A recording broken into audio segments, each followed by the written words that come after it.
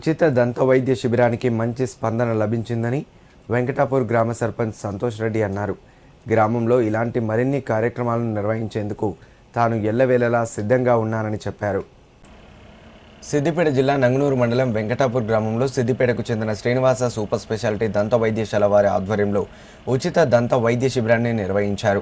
ఈ సందర్భంగా గ్రామ సర్పంచ్ సంతోష్ రెడ్డి మాట్లాడారు. గ్రామంలో ఏర్పాటు చేసిన వైద్య శిబిరంలో దాదాపు 300 మందికి దంత వైద్య పరీక్షలు నిర్వహించడం జరిగిందని తెలిపారు. ఈ మేరకు వారికి కావాల్సిన సూచనలు సలహాలు చేసి ఉచితంగా వారికి కావాల్సినటువంటి మందులు కూడా ఉచితంగా అందివ్వడం జరిగిందని అన్నారు.